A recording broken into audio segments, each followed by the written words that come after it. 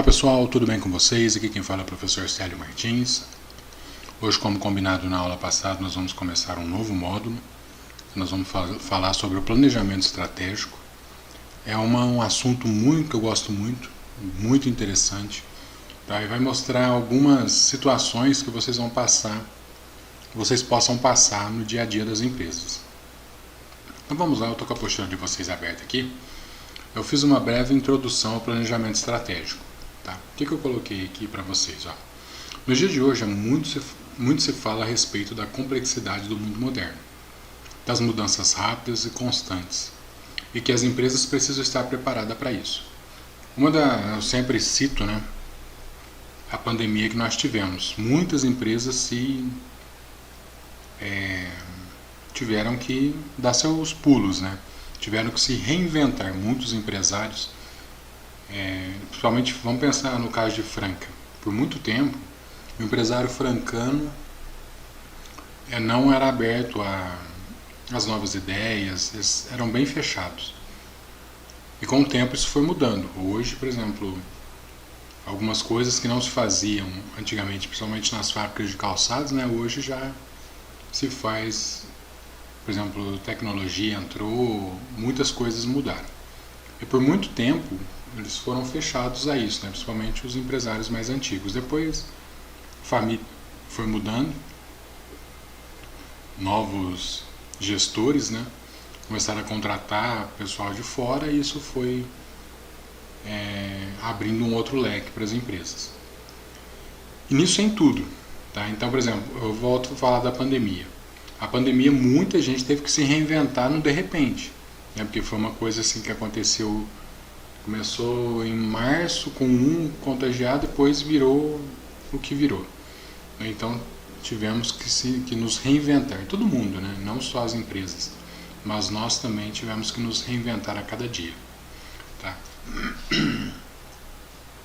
Aí eu coloquei assim, e muitas vezes isso é um empecilho para o crescimento de algumas empresas, de forma que não acompanha esse desenvolvimento e, consequentemente, sofre as dificuldades do mercado, deixando de ser competitivas e, aos poucos, esquecidas em meio à forte globalização. Porém, para as empresas que vêm em constante desenvolvimento e acompanhamento do mercado e das novas tendências, essas estão cada vez mais competitivas e novos mercados se abrem a cada momento. Isso se deve muito pelo planejamento estratégico, que muitas dessas empresas realizam, já que esta ferramenta, quando bem elaborada, prevê o futuro de muitas empresas. Por isso, a importância de desenvolver um planejamento estratégico voltado para as necessidades e anseios da empresa, buscando mostrar a sua realidade atual e planejar aonde ela quer chegar. Isso é muito interessante. Tá? Você pode perguntar para você mesmo, não só profissionalmente, tá? Assim, na empresa, vamos dizer. Mas se você parar hoje, você tem ideia onde você quer chegar daqui 5, 10 anos? Você tem na sua mente falar assim, daqui 5 anos eu quero estar nesse patamar. Daqui 5 anos eu quero ter uma empresa com X funcionário, assim, me faturando tanto. Vocês têm essa ideia? Se vocês parar para pensar hoje, sentar e falar assim, o que vai ser daqui 5 anos? Aí vocês podem falar assim, nossa, Célio, mas em 5 anos acontece muita coisa, talvez a gente planeja uma coisa e não aconteça. Tudo bem, talvez você vai planejar e não vai acontecer. Tá? Mas você tem que se planejar. Porque se você não se planejar, daqui 5 anos você vai estar onde você continuar parado. Tá? Então você tem que ter um planejamento. Você tem que fazer um planejamento aí para você. Ok? Aí eu tenho assim, definições do planejamento estratégico. São várias definições de planejamento estratégico, podendo-se relatar que é um processo gerencial caracterizado por elaborar uma estratégia, traçar objetivos a curto, médio e longo prazo, sendo para a organização ou para o ambiente. Esse processo vem composto de várias etapas, que hoje, com um mercado tão competitivo, é muito importante estar à frente, focando e caracterizando os pontos fortes e fracos, transformando sempre esses pontos em oportunidades de mercado. Aqui eu coloquei focando as características dos pontos fortes e fracos. Tá? Então você tem que ver o que pode ser ponto forte para você e o que pode ser ponto fraco também para você ou para a empresa, tá? Pensando isso no mercado, tá? Agora que eu coloquei, ó, as estratégias diz respeito à organização e ao ambiente e envolve todos da organização, pois somente dessa forma será obtido o sucesso. Isso porque a estratégia se apresenta de forma bem complexa. Afinal, é através dela que irá ser definido o caminho da empresa e os rumos a serem seguidos após essas escolhas, dando definições de conceitos e análise de realidade. Com a elaboração de um planejamento estratégico, aumenta a probabilidade da empresa analisar as possíveis divergências do futuro, adiantar-se ao mercado, prever as tendências, preparando-se para que a organização consiga estar no local certo e no momento certo, pois o plano oferece à empresa uma visão de futuro. O planejamento estratégico deve representar para a organização um processo contínuo de averiguar o possível de conhecimento do futuro, para poder focar nas decisões atuais visando a longo prazo. Isto com certeza vai gerar riscos, sendo assim a organização deve ter bastante conhecimento e traçar bem as estratégias, sendo que os riscos sempre serão ótimas oportunidades de mercado. Como a gente vai falar, como nós vamos pensar assim, que o risco vai ser uma grande oportunidade de mercado? Imagine só, vamos voltar na pandemia, tá? Quantas empresas cresceram nessa pandemia? Muitas fecharam, mas muitas se reinventaram e cresceram ainda mais. Eu vi uma reportagem, se não me engano foi no jornal Hoje, foi no jornal, no período da tarde, que tinha uma empresa de advogados, uma advocacia, que tinham 12 advogados e eles alugavam todo um andar de um prédio. Com a pandemia, tiveram que ir fazer home office, trabalhar em casa. Hoje, atualmente, eles estão com 50 advogados trabalhando em home office. Olha a diferença. Eles eram em 12 no escritório, pagavam aluguel, todas as despesas, né? Hoje estão trabalhando em home office, tá? E a empresa tem 50 advogados associados. Já pensou nisso? São 38 advogados a mais. Eram 12, hoje são 50. Olha o que é a visão, tá? De uma dificuldade, a empresa cresceu estrondosamente, vamos dizer assim. E uma das coisas que alguns dos advogados que foram entrevistados na reportagem falou foi do bem-estar. Por exemplo, muitos não acompanhavam os filhos, tá? Porque chegava tarde do trabalho, cansado. Por exemplo, o trânsito em São Paulo é aquele trânsito caótico, né?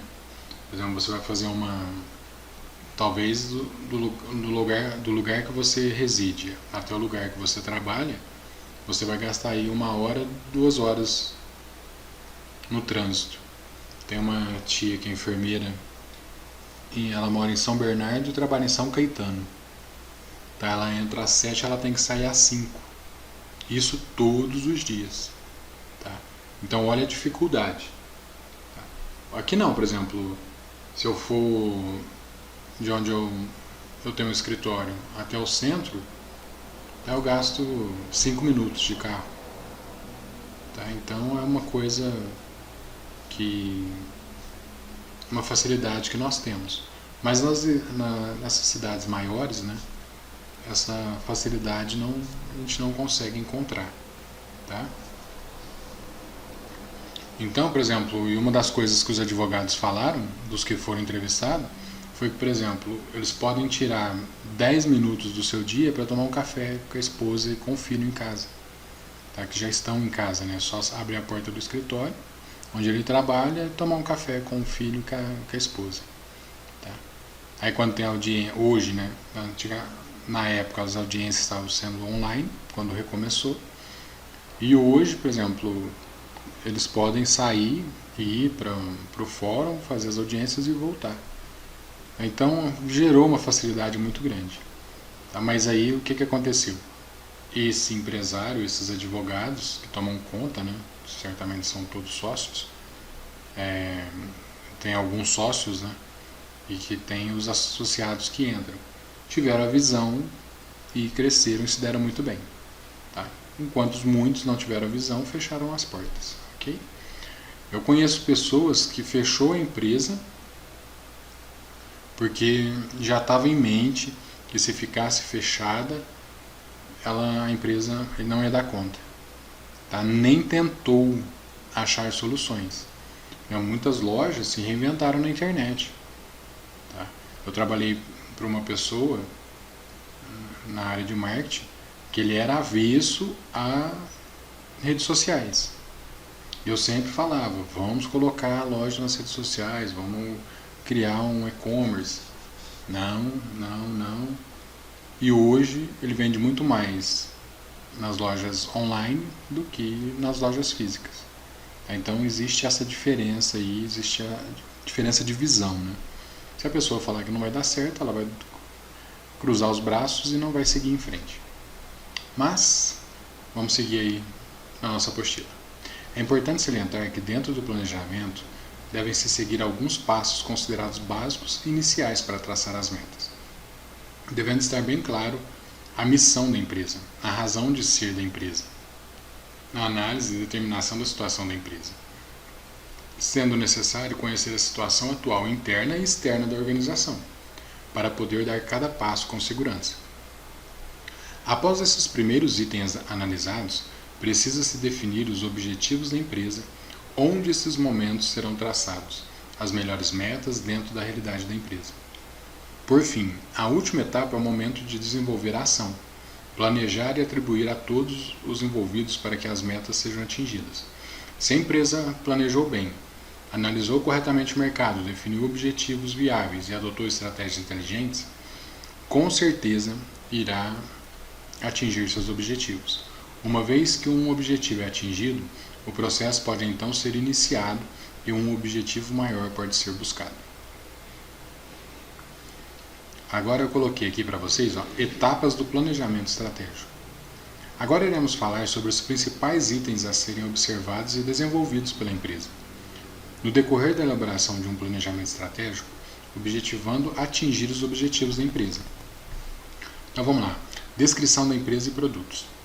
As empresas muitas vezes no dia a dia e na sua rotina esquecem de mostrar quem realmente são, já que muitas vezes seus próprios colaboradores conhecem realmente qual segmento ou o que a empresa produz, assim como muitas vezes não tem conhecimento claro de como surgiu a empresa e quais são os seus anseios, objetivos e metas a serem alcançados.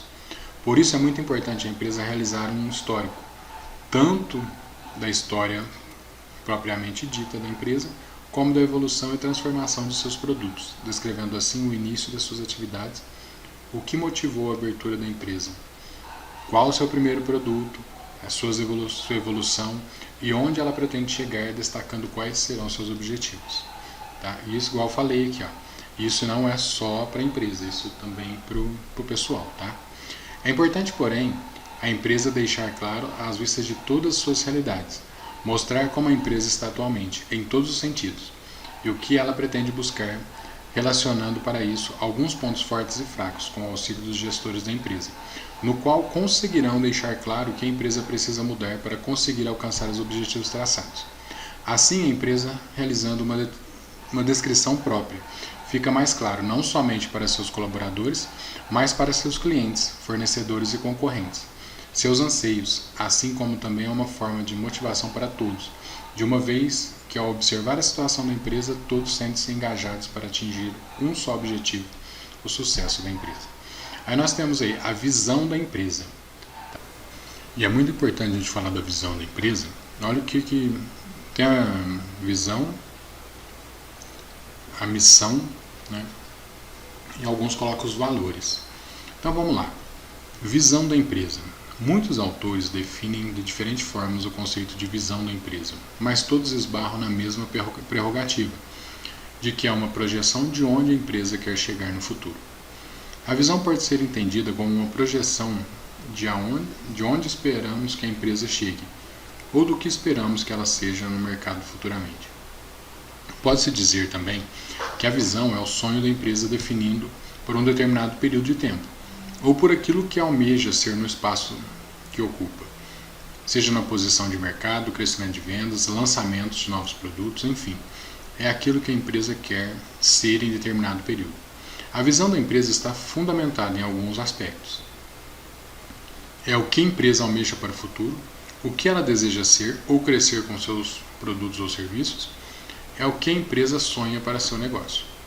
Através de diferentes conceitos e abordagens, é importante a empresa definir e desenvolver sua visão, com base na sua realidade e deixando bem claro aonde quer chegar. Assim, com a definição da visão da empresa, fica claro aonde a empresa quer chegar, mostrando assim aos seus colaboradores, clientes, fornecedores, sua expectativa de crescimento, gerando também maior volume de negócios. Visão da empresa. A missão da empresa, A missão de uma empresa é o motivo pela qual ela existe, ou seja, demonstrar sua finalidade, sua direção e principalmente o significado de sua existência. Os objetivos da empresa estão diretamente ligados à missão da empresa, de uma vez que foram criados voltados para a razão de ser da organização. A missão da empresa está fundamentada em alguns conceitos. É o que a empresa tem seu ponto de partida. É onde a empresa tem seu ponto de partida. Seu foco no presente, porém pensando no seu desenvolvimento para o futuro. É uma identidade organizacional da empresa. Desta forma, assim como a visão, a missão é muito importante para a empresa, pois mostra seu foco e também seus princípios, deixando claro qual é a identidade da organização. Análise do mercado. Antes de a gente ir para essa análise do mercado, vou voltar aqui na visão e missão. Vamos entrar aqui na internet. Por exemplo, eu quero saber qual a missão da Coca-Cola.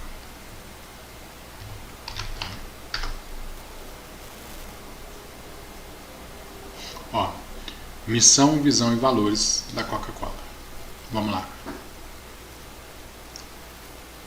A missão: satisfazer com excelência nossos consumidores de bebidas. A visão: ser líder total de bebidas, gerando valor econômico, social e ambiental sustentável, gerenciando modelos de negócios inovadores e ganhadores com os melhores colaboradores do mundo. E os valores são as chaves para guiar nossa conduta. Eles expressam quem somos e no que acreditamos. Vamos pegar isso aqui é da Coca-Cola, tá? Agora vamos pegar uma outra. Qual a missão da Ford?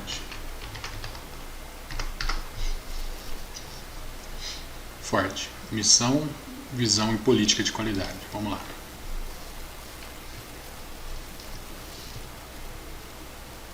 A gente tem algumas frases de Henry Ford, se vocês pegarem, tá? Um cara que na época já era visionário, né? Depois eu vou até passar acho que eu vou colocar até um vídeo que fala do Henry Ford, tá? Mas depois a gente dá uma olhada.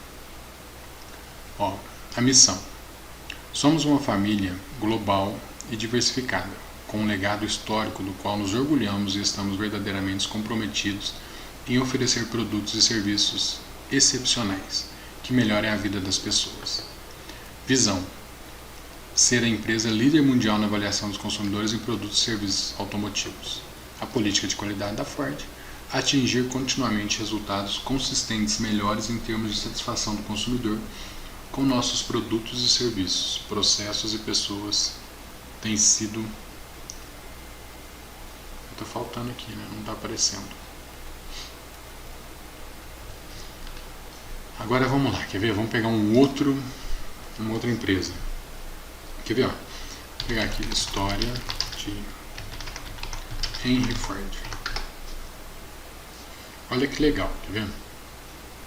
Biografia.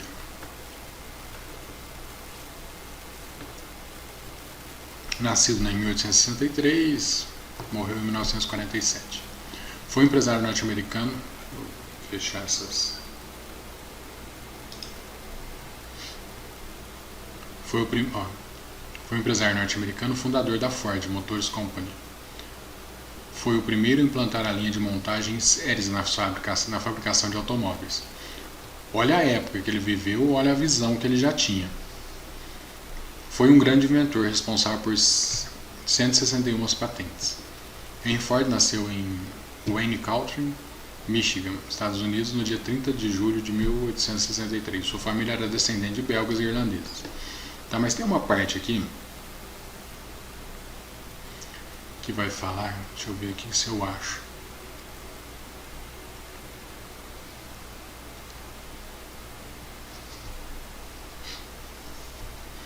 Infância e juventude. A experiência de Ford com as máquinas começou na fazenda do pai, onde trabalhava na manutenção dos motores. Com 16 anos após a morte da mãe, mudou-se para Detroit, onde trabalhou em uma oficina mecânica. Mais tarde estudou engenharia e passou a trabalhar com a Edison Aluminum Company, onde chegou a engenheiro-chefe. Nas horas vagas, planejava construir peças por peças um veículo movido a gasolina. Por volta de 1888, demitiu-se do emprego, decidiu e tornou-se fabricante de automóveis. Nesse mesmo ano, casa-se com Clara James Bryant, O casal teve um único filho, em 1893, Edson Britton Ford. Henry Ford instala sua primeira oficina em um subúrbio de Detroit. Era uma oficina precária, mas foi dali que saiu o quadriciclo, que, embora rudimentar, consumia pouco combustível e logo achou compradores. O primeiro passo estava dado, mas dizia Ford: minha intenção é produzir um carro grande para comportar uma família inteira, mas ao mesmo tempo pequeno para ser guiado e mantido por uma única pessoa. Ford Motor. Em 1902, Henry Ford fundou a Ford Motors.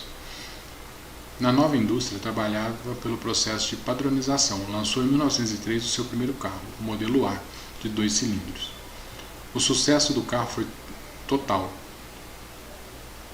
Choveram encomendas, a fábrica começou a produzir 10 unidades por dia e no final do ano o balanço da firma registrou grande lucro. O ideal na expansão logo veio. A ideia de expansão logo veio. Comprou as ações dos investidores e sozinho passou a fabricar um só modelo, o modelo T, que foi posto no mercado em 1908 ao preço de $850.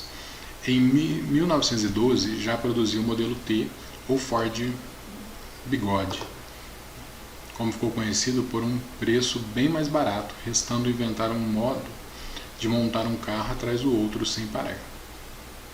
Esse aqui era o modelo T. Agora, por que bigode? Foi exatamente isso que Henry Ford fez, criando a linha de montagem, um processo que revolucionou a fabricação de automóveis. Graças à montagem em série, em 1925, um novo Ford ficava pronto em pouco tempo. Vendo que outras empresas lhe tomavam parcelas do mercado de carros, a Ford acelerou ainda mais a sua produção, eliminou os intermediários, adquiriu florestas, minas de ferro e carvão, rodovias e até uma frota de navios.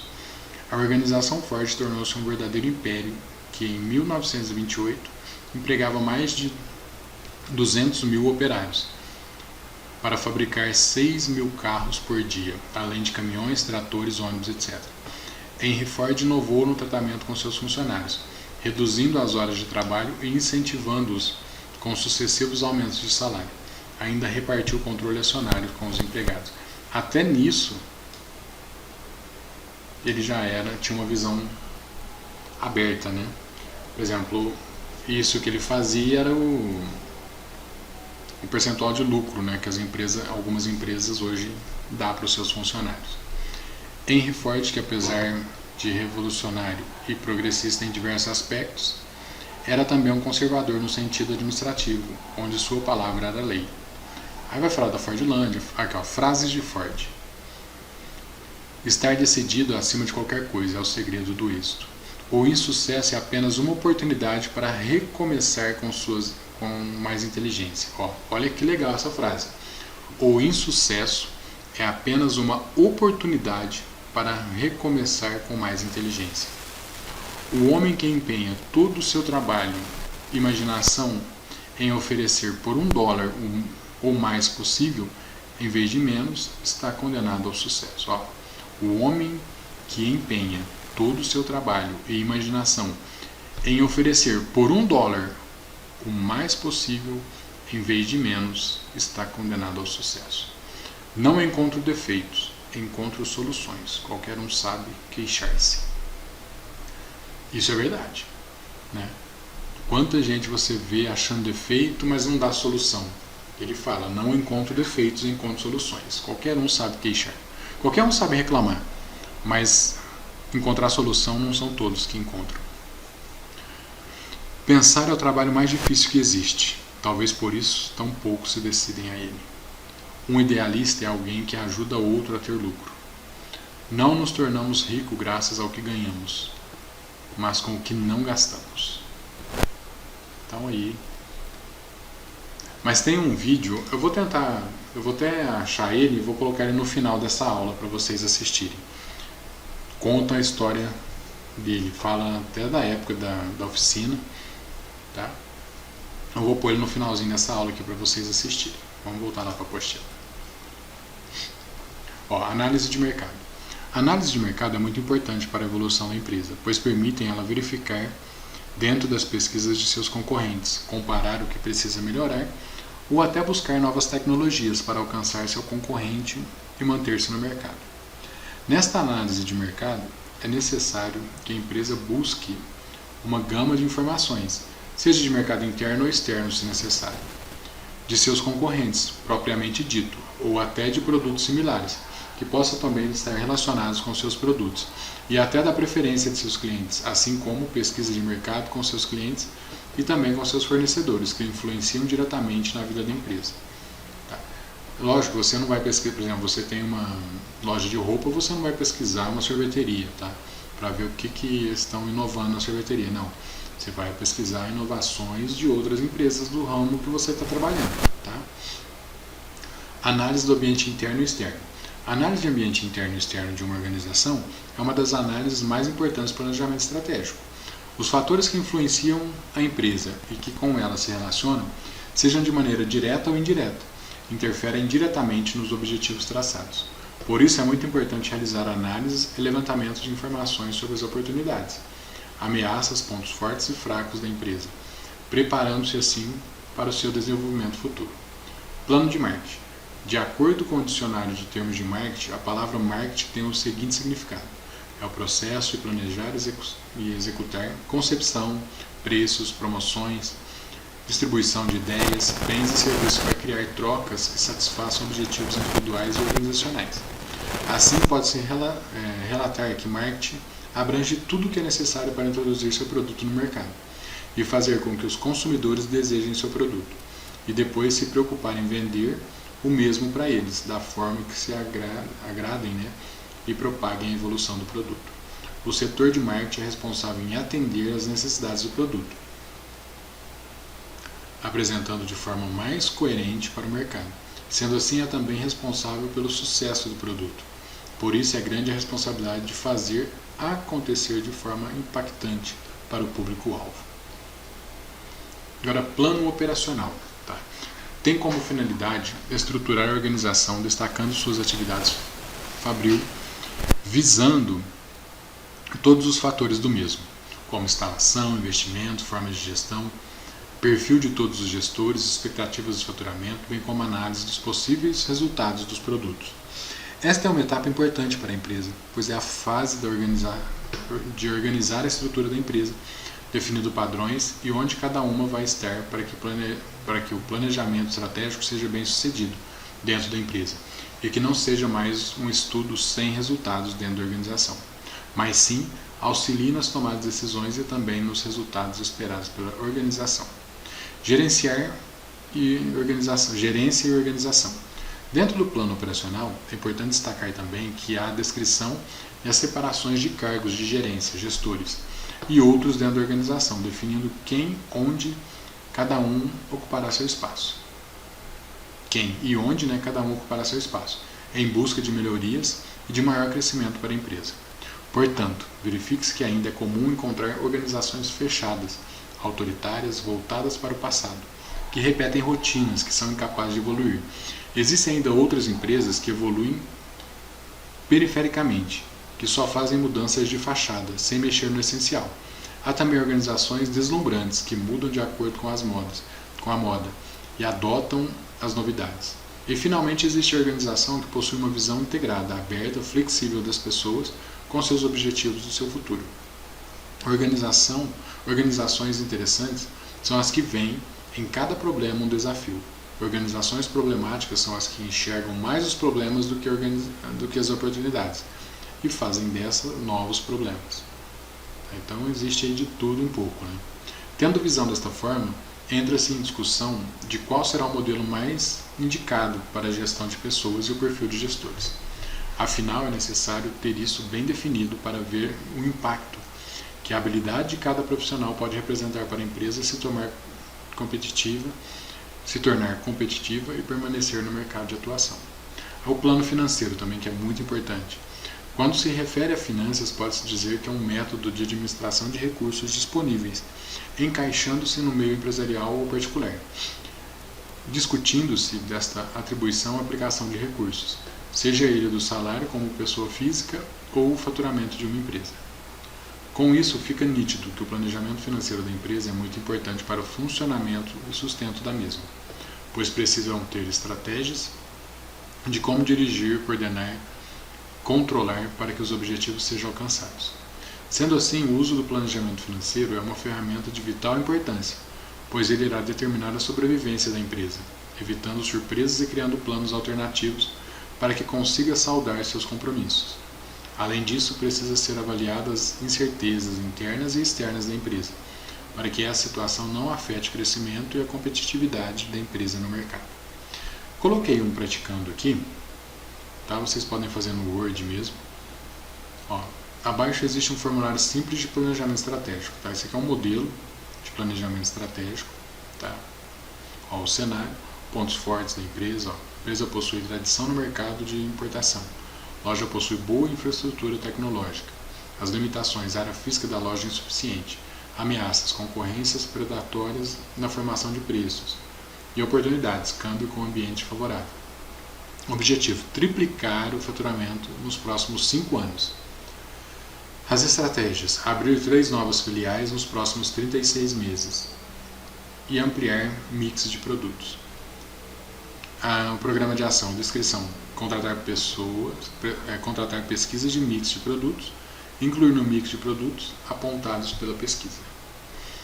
Aí eu dei o passo a passo aqui para vocês criarem. Tá? Eu usei o Office Online, que é o que vocês entram dentro do Office mesmo, né? Visão digital, www.office.com, e vai ter lá os programas para vocês utilizar. Tá? Mas quem tiver o Word instalado na máquina pode fazer diretamente no Word. Eu dei o passo a passo aqui. Tá? Então é só vocês seguirem aqui os passo a passo que vocês vão criar. Vocês vão criar para mim isso aqui, ó. Tá? Vão repetir aquela pesquisa lá novamente.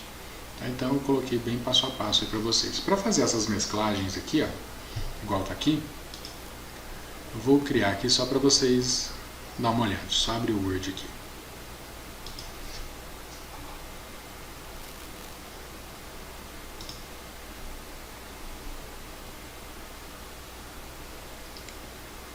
Aqui, ó, tem a opção inserir quantas linhas e quantas tabelas, quantas linhas, quantas colunas eu coloquei.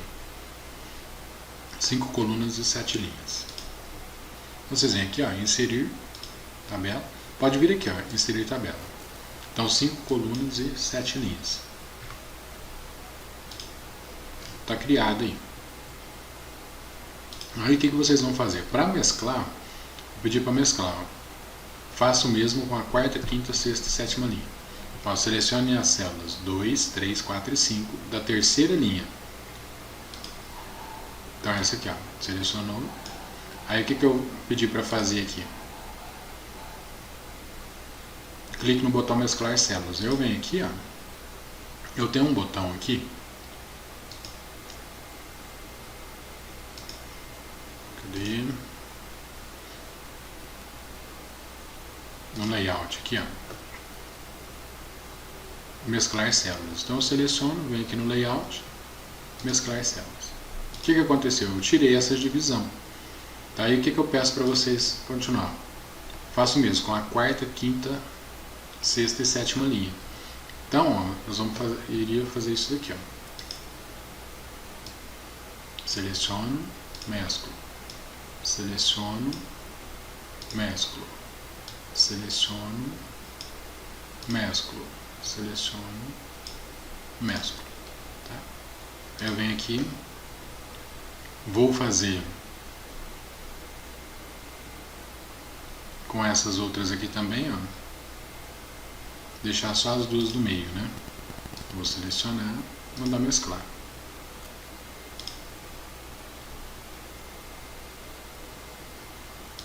Aí eu vou selecionar aqui também e mandar mesclar.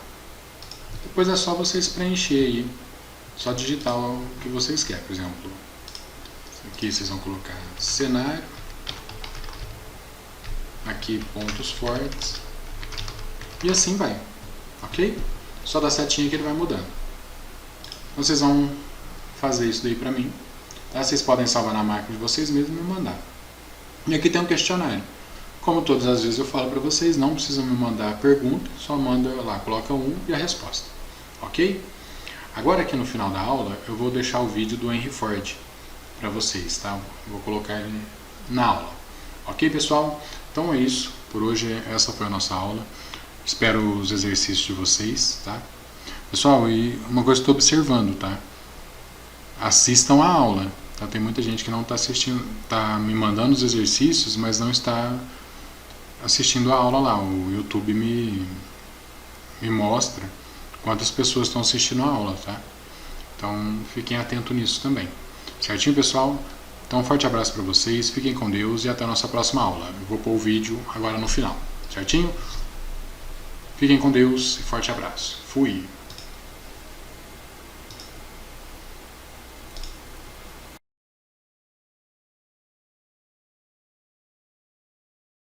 Henry Ford é um dos industriais americanos mais influentes. Através de sua empresa, Henry transformou a vida americana. E neste vídeo, vamos aprender como ele fez isso desde o início. Nascido em Michigan apenas 20 anos depois de se tornar um estado, Henry cresceu em uma época em que a agricultura era lenta, exaustiva e manual. E é por isso que, sem surpresa, ele passou a odiá-la com paixão. Mas enquanto a maioria das pessoas na época não tinha a sorte de escapar do que nasceu, Henry teve a sorte de ter essa oportunidade. Veja bem, a vila em que ele nasceu ficava a apenas 13 quilômetros a oeste de Detroit, que estava rapidamente se tornando um centro industrial graças à máquina a vapor. No início de sua infância, Henry encontrou a tecnologia, com a qual poucas crianças de sua idade podiam brincar. Ele mexia nos relógios de seus vizinhos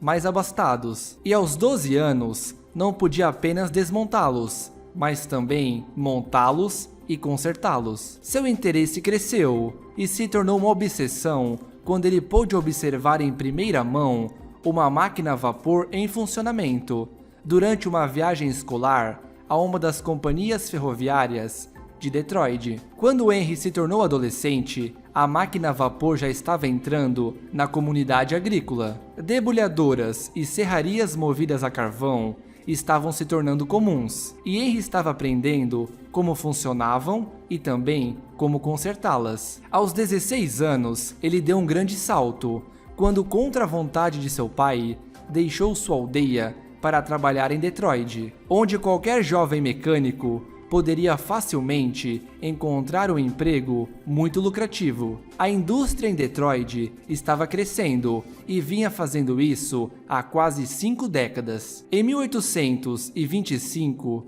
um canal foi cavado, ligando o rio Hudson aos Grandes Lagos, que na época eram efetivamente a fronteira ocidental. Todos esses recursos inexplorados que não tinham como sair, de repente, podiam ser movidos de barco a vapor para Nova York. E no período de apenas 50 anos, a população de Detroit aumentou 2 vezes. Com vastas minas no norte, produzindo cobre, ferro e serralherias, abrindo praticamente em todos os lugares, todo esse metal e madeira sustentou cerca de 1000 empresas só em Detroit, incluindo aquelas em que Henry trabalharia ao longo da década de 1880. É nessa época que Henry, por acaso, aprendeu sobre o motor a gasolina de uma revista britânica. Estava sendo produzido em pequenas quantidades por um engenheiro alemão chamado Nikolaus Otto e estava ganhando força na Europa, mas era praticamente inédito nos Estados Unidos. Henry teria a chance de trabalhar esse tal motor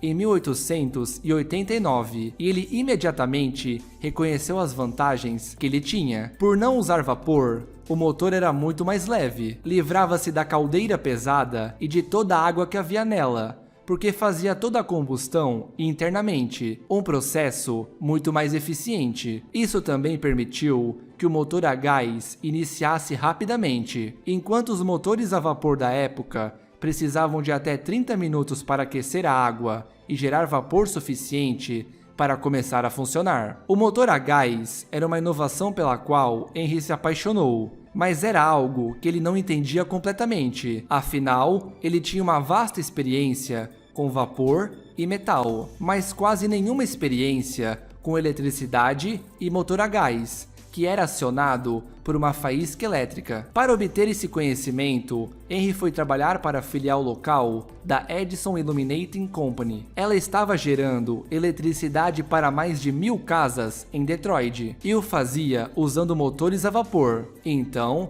Henry era uma contratação natural para eles. Sempre que os motores quebravam, Henry tinha que consertá-los, mas sempre que eles estavam funcionando, ele estava livre para fazer o que quisesse. Ou seja, esse era o trabalho perfeito que permitia a ele passar seus dias experimentando motores a gasolina. Em 1893, quando Henry já havia sido promovido a engenheiro-chefe da Edison, ele criou seu primeiro motor a gás em funcionamento. A ideia de usar o motor a gasolina para criar uma carruagem sem cavalos estava na mente de Henry desde que ele viu uma pela primeira vez. Mas tornar essa ideia uma realidade levaria anos de trabalho. Construir um carro em um mundo sem peças de carro não seria fácil, e Henry teve que descobrir todos os detalhes por tentativa e erro. Foram 3 anos de esforço constante para produzir isso, o quadriciclo, um quadrado simples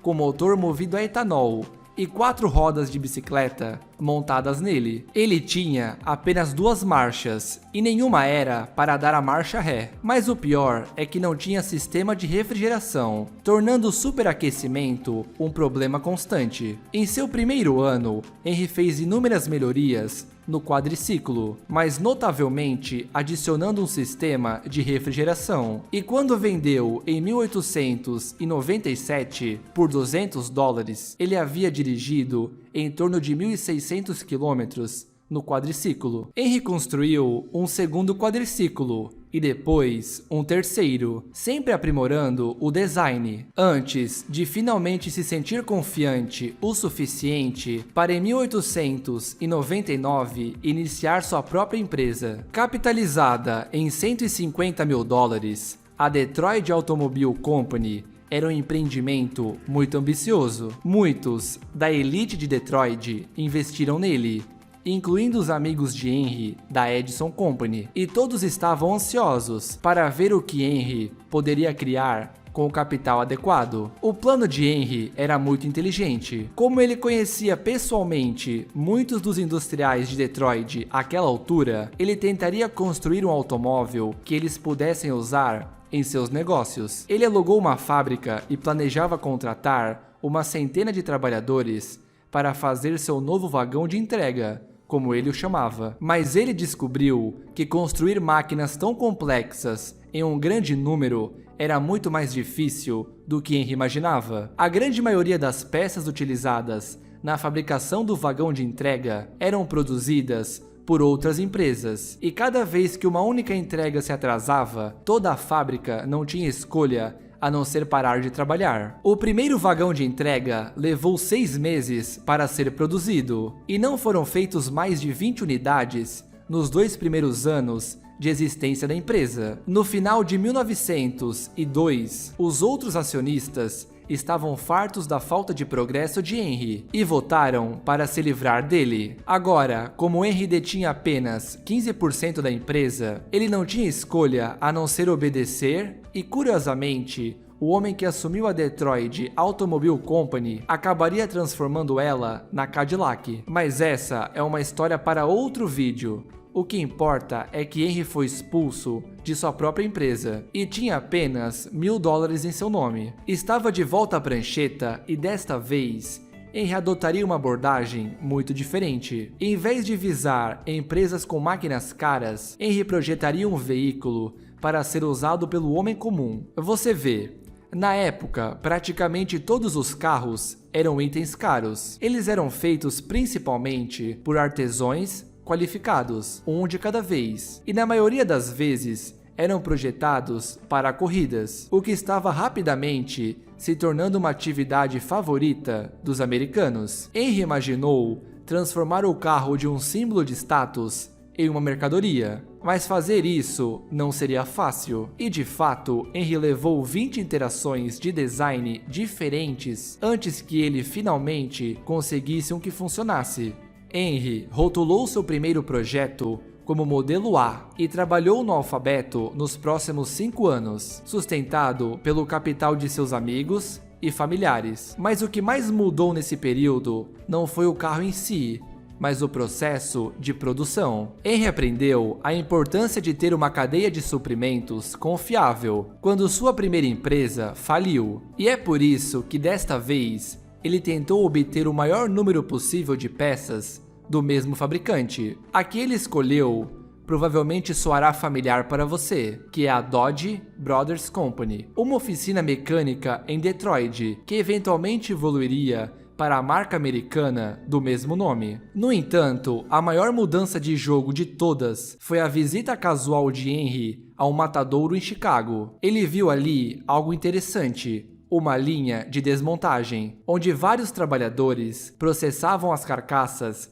que se deslocavam por uma linha. Henry imaginou que poderia usar o mesmo processo, mas ao contrário, uma linha de montagem. Usando o dinheiro que economizou de alguns de seus modelos anteriores, que também foram montados pela Dodge Brothers, Henry conseguiu construir uma fábrica própria em 1904, onde pôde experimentar o processo de linha de montagem. A fábrica da Ford empregava mais de 300 pessoas, que construíam 25 carros por dia. Mas Henry ainda não tinha entendido tudo. Ele estava produzindo vários modelos diferentes ao mesmo tempo, o que o impedia de usar adequadamente uma linha de montagem. No entanto, havia um sinal do que estava por vir. O acessível modelo N, criado em 1906, tornou-se o carro mais vendido nos Estados Unidos, e a Ford tornou-se o maior produtor de automóveis da América. Na verdade, é durante a produção deste modelo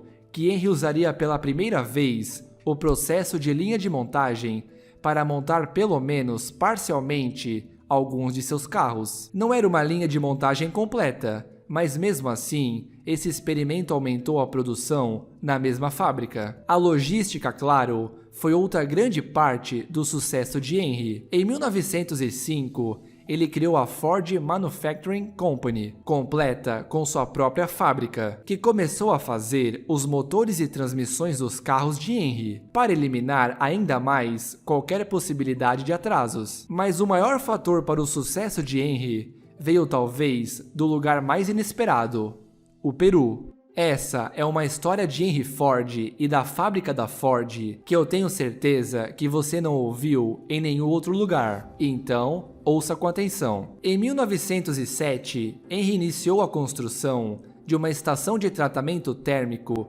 para produzir aço vanádio. Essa liga de aço era nova nos Estados Unidos, mas para falar a verdade, poucos fornos nos Estados Unidos conseguiam atingir a temperatura necessária para fabricá-la. A dificuldade em produzi-la, no entanto, valeu a pena, porque o aço vanádio era 2 vezes mais forte que o aço comum, sendo na verdade mais leve. Agora, na época, a metalúrgica do vanádio era pesquisa de ponta, mas Henry tinha uma conexão extremamente sortuda. Ele era amigo dos 2 irmãos que possuía uma única mina de vanádio no Peru, que produzia 92% da oferta mundial. Joseph e James Flannery haviam comercializado aço vanádio na Europa e nos Estados Unidos, vendendo-o para companhias ferroviárias. Mas sua mina peruana estava produzindo tanto vanádio que eles tiveram que fazer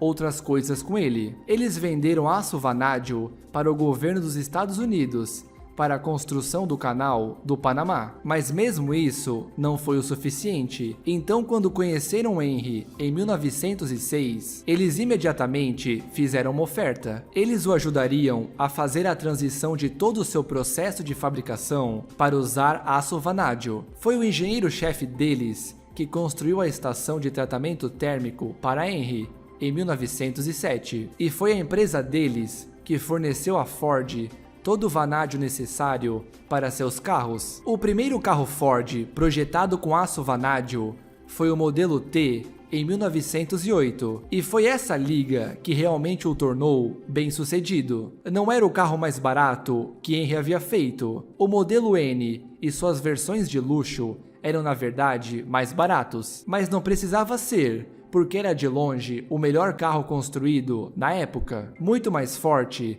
que qualquer concorrente. A grande diferença de qualidade era o único marketing que Henry precisava, e poucas semanas após o lançamento do modelo T, a Ford recebeu 25 mil pedidos, embora tenha conseguido produzir apenas 17 mil unidades durante todo o ano de 1909. Henry percebeu o quão grande era o modelo T, e é por isso que ele construiu uma segunda fábrica maior em 1910, e é lá que ele aperfeiçoaria a linha de montagem móvel em 1913. Durante esse período, a produção dobraria a cada ano. Em 1910, ele construiu 20 mil modelos T, e apenas 6 anos depois, ele estava construindo mais de 500 mil. Ao mesmo tempo, Henry adotou outra estratégia brilhante. Ele estava constantemente reduzindo o preço de seu carro para aumentar ainda mais sua participação no mercado. De fato, durante esses 6 anos, ele reduziu o preço do modelo T em mais da metade. Em 1918, metade de todos os carros na América eram modelo T, e essa tendência continuaria até a década de 1920. Henry havia começado uma nova era na história americana, a era do automóvel, e foi sua empresa que dominaria totalmente em suas 2 primeiras décadas. Não foi até o final da década de 1920 que o resto da indústria automobilística alcançou Henry, mas naquele momento ele já era um dos homens mais ricos vivos. E você, conhecia a história de como Henry Ford construiu a empresa de automóveis Ford?